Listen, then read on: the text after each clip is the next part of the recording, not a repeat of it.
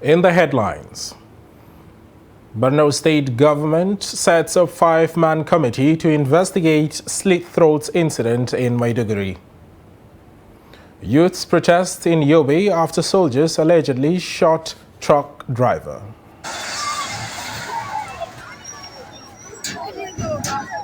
And curiosity over investigation on murdered Katsina Science Commissioner. On the international scene, Malaysian protesters demand resignation of anti-graft chief. Hello and a warm welcome to News Update on Trust TV. My name is Chijoke Okafo.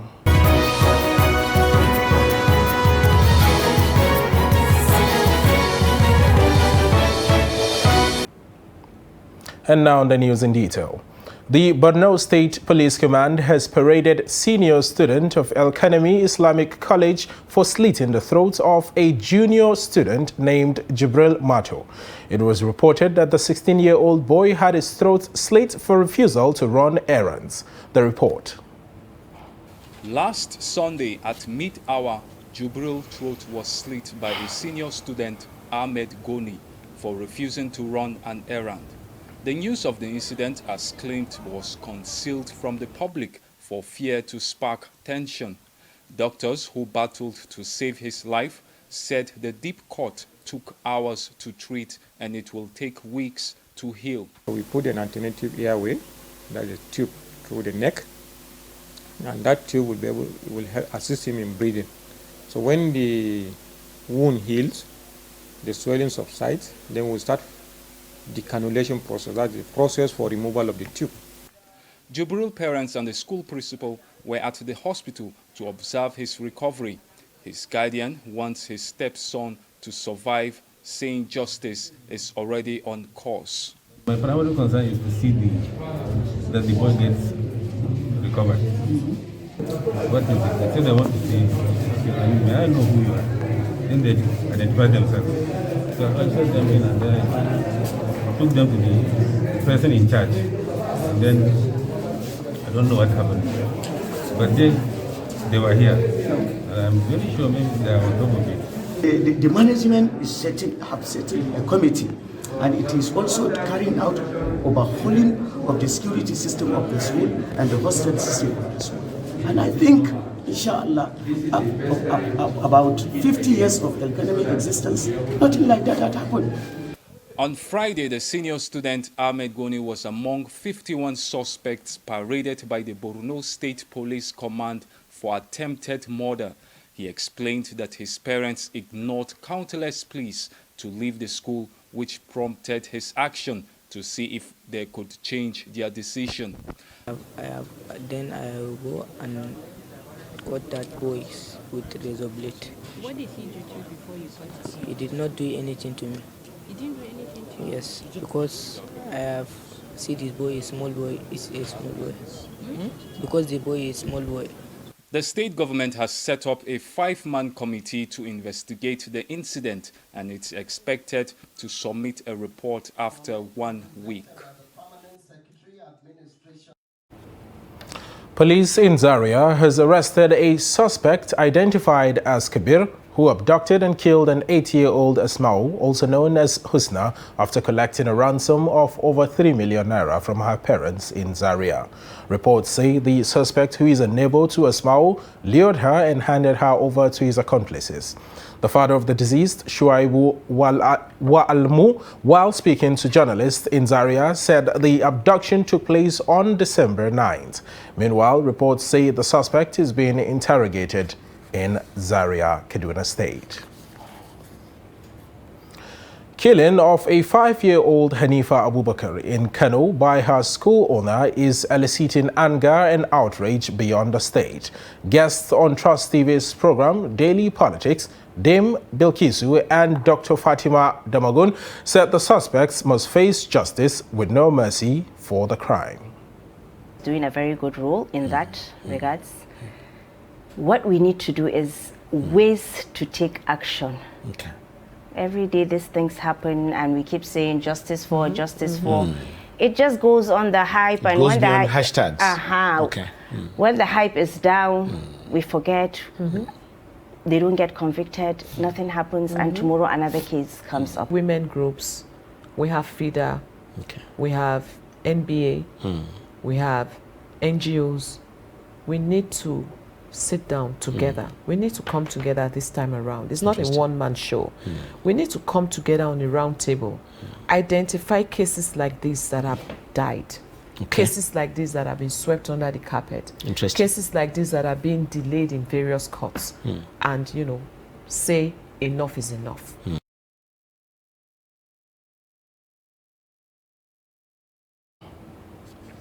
Now, a aggrieved mob flooded the streets of Gashua in Badi local government area of Yobe State, protesting the killing of a truck driver by suspected military personnel.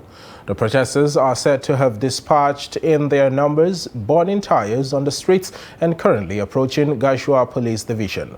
Daily Trust reports that the truck driver named Muhammad Gashua is shot dead Friday evening while trying to run away from a filling station after seeing military trucks with some riding on motorbikes. Motorists were scared away with strange movement of soldiers as many attempted to run, but the soldiers warned that they will fire shots at anyone that moved an inch. But the driver tried to run and he was instantly shot dead by one of the soldiers.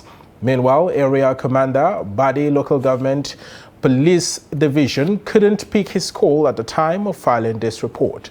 However, Governor of Yobe State, Maimala Bunni, in a statement by his spokesman, Mamman Mohammed, called on the youth in Gashua to remain calm as he has ordered for the immediate investigation into the matter for necessary action.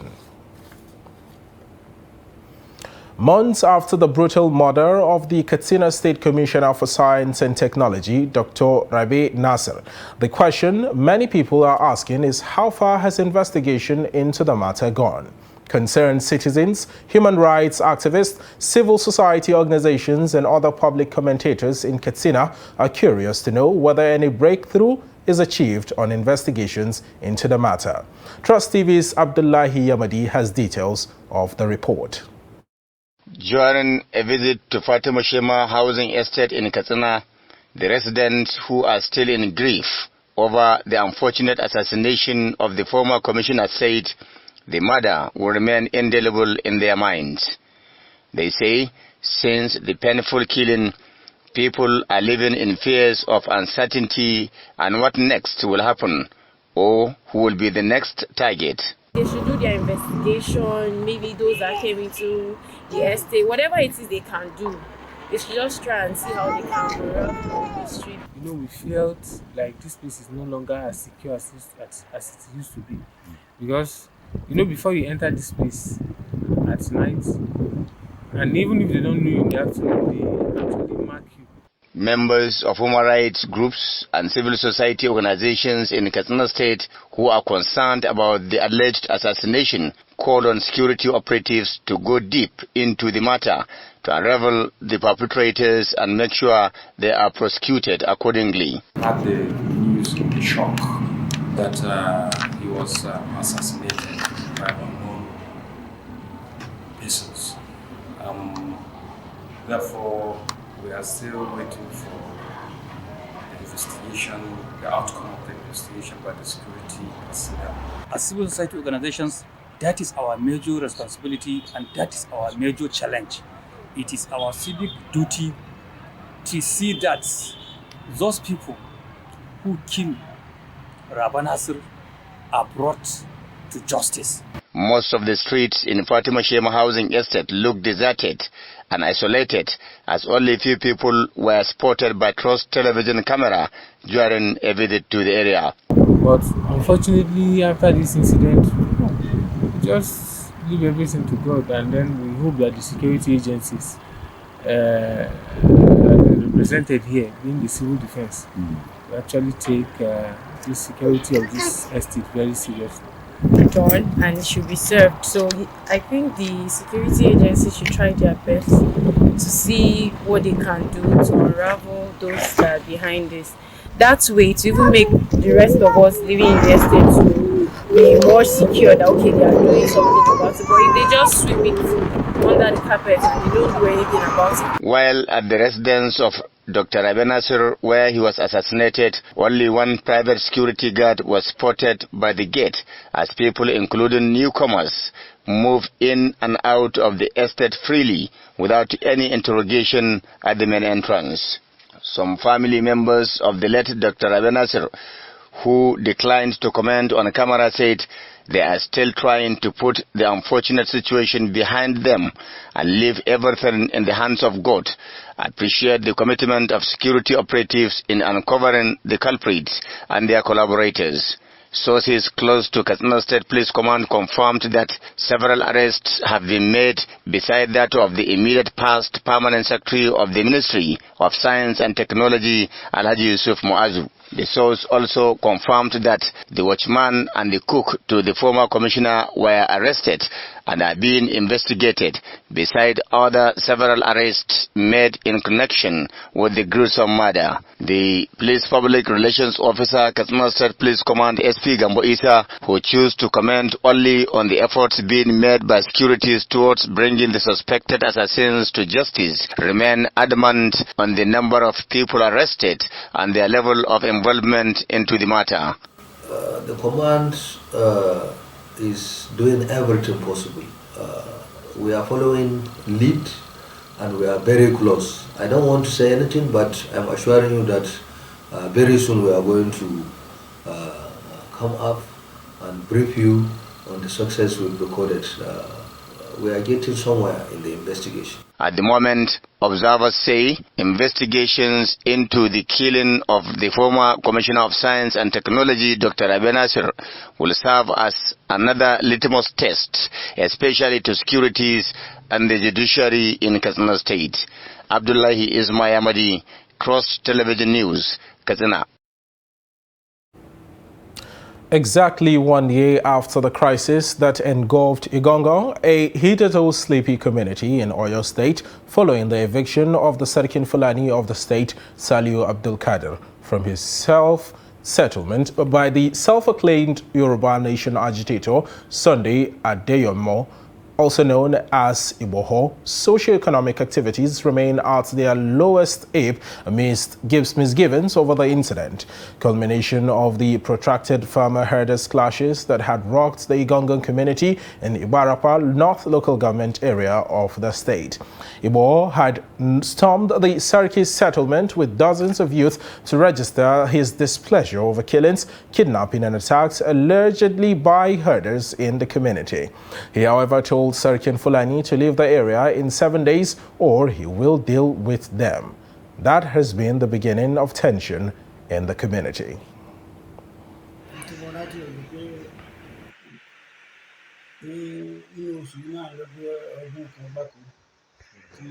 It is on record that only 3 Yoruba persons were kidnapped in Igongo since the problem started. I lost my younger brother in the process. We lost several of my kinsmen. You cannot even count the numbers of cows that were roasted.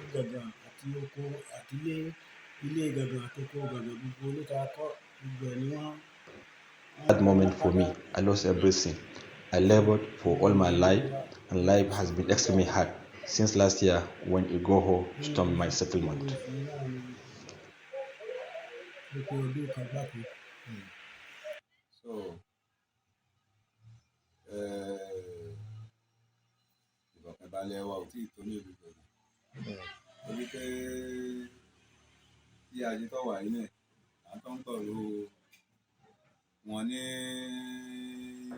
One year after, I can tell you we still don't have peace in the community.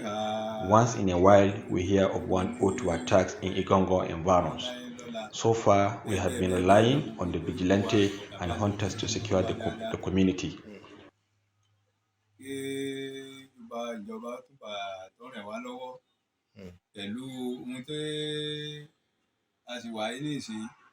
But we need the support of the government to come to our aid to mobilize our hunters against the attackers. Farmers can now go to farm without fear or intimidation.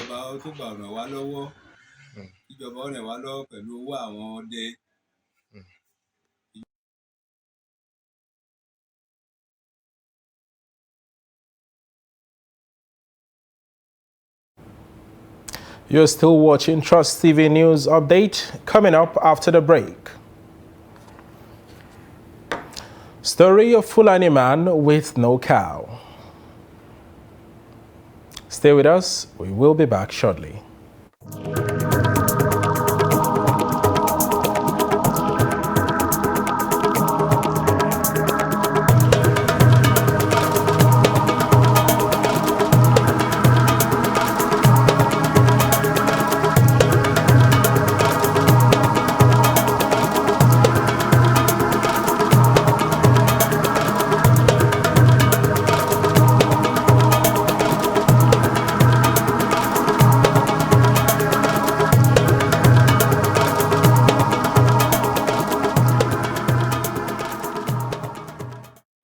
Coronavirus disease, COVID-19, is an infectious disease caused by SARS-CoV-2 virus.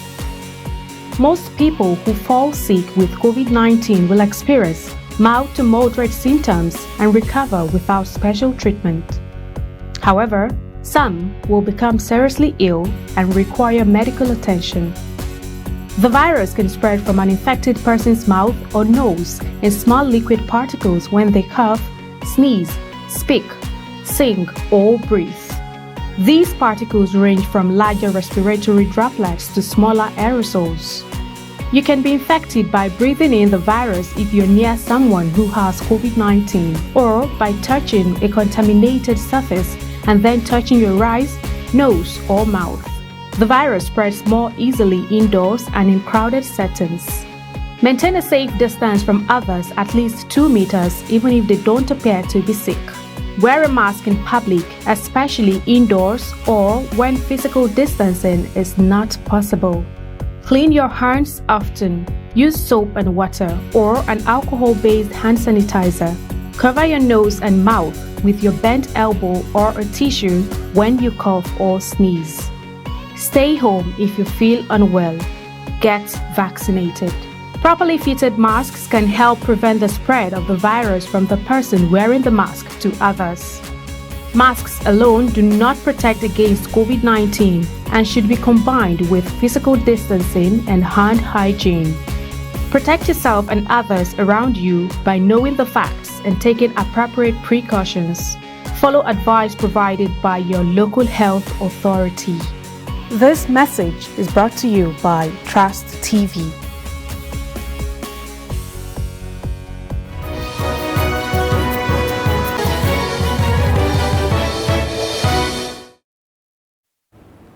You're welcome back, and this is still Trust TV News Update. Let's take a look at some of our top stories. You heard the Police State Command has paraded senior students of El-Kanami Islamic College for slitting the throat of a junior student named Jibril Mato. And a grieved mob flood the streets of Gashua in Bade local government area of Yobe State, protesting the killing of a truck driver by suspected military personnel. Moving on to other news now, an early morning inferno on Saturday gutted a shopping complex at number 1 Folushaw Hall, Kulende Junction, Shango area of Ilorin, destroying property and goods worth millions of naira. The outbreak affected 4 out of the 24 shops in the complex, while quick intervention of the men of the Kwara State Fire Service saved the complex from being totally razed by the ravaging inferno. Confirming the development to journalists in Ilorin, the Fire Service State Director, John Faladay, said the inferno occurred as a result of careless attitude by one anonymous person in the area who deliberately set some abandoned tires on fire. He therefore urged the residents to always be careful and desist from burning tires in bush indiscriminately to avoid destruction of property and ensure safety of lives. A leadership tussle which erupted on Thursday night among factional members of the National Union of Road Transport Workers (NURTW) became bloody on Friday, following the killing of 3 persons and many injured. Report says many others also sustained serious bullet wounds as the warring factions went after each other with guns and cutlasses. The whole scenario started yesterday night around 6:37 between factional members of the transport union, the National Union of Road Transport Workers, over leadership. Usually during election period like this, these are some of the boys that are used during the election era. However, a particular faction led by one Alaj who felt that one Kunle Poli is also a unionist, a union member rather. The Kunle Poli has been the one benefiting from all the money that has been coming to them. So they said they want to take over some commercial motor park within the island. The threats, they actually issued a threat about 2 weeks ago that they will come and take over some of the garages. So yesterday evening they tried to take over those parks, and they actually met stiff resistance from Kunle Police faction. The fracas, degenerated into free-for-all fights. Guns were used, cutlasses were deployed.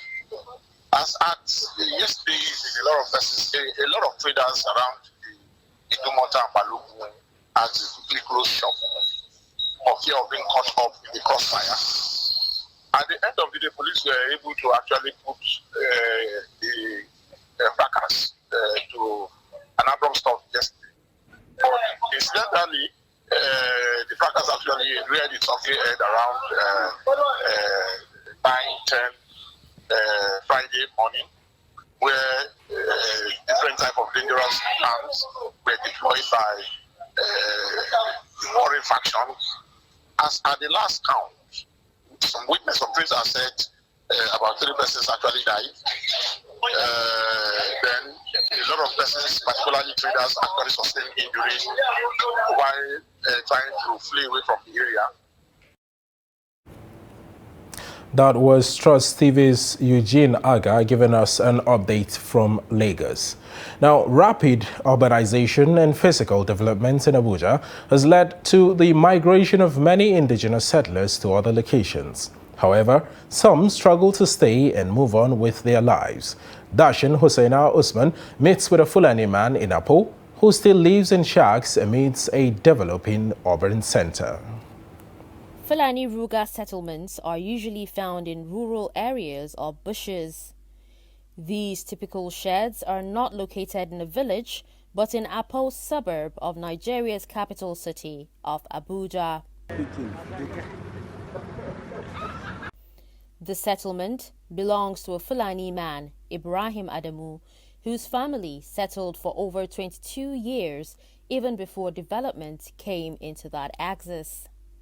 Firewood da muke girki da shi na rimfa ne inda da na dan aje masara.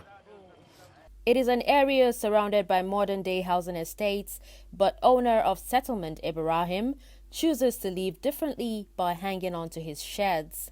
This place with the clan Rugan Filani, I dey here since before this estate start. We dey here. I'm a Filani man.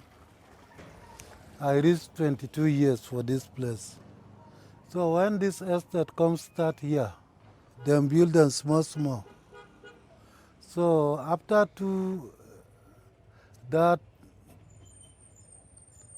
after 7 years, I write paper to go give government, make it go compensation, make leave the place go. So since that year, tonight, government not do anything. Current rent prices in Abuja is beyond the reach of low-income earners like Ibrahim. Therefore, moving out of the area is not an option. Me, I be foreman. If they say make I park today, I not get money to carry motor, come park my lot, go anywhere I dey go.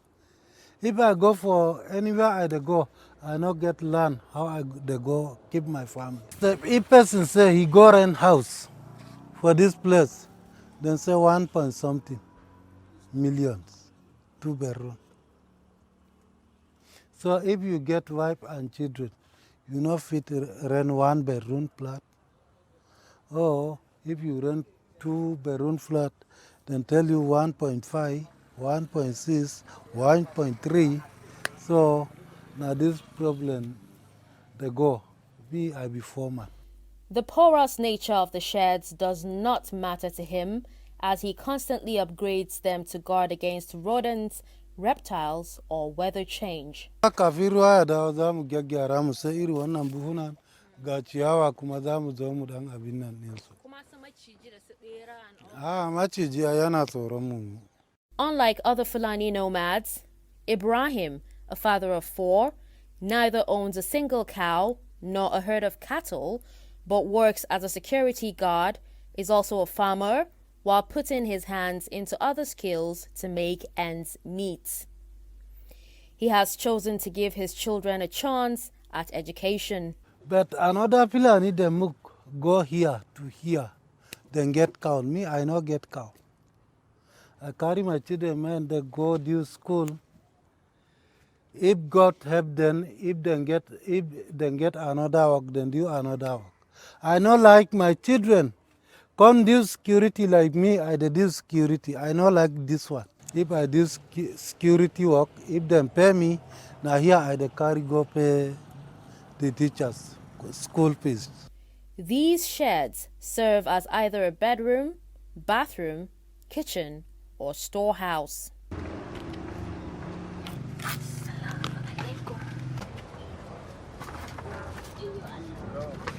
He lives in peace with his neighbors and is only willing to move if government can compensate him. These people, since they come here, no any problem. Me and them, we not get any problem.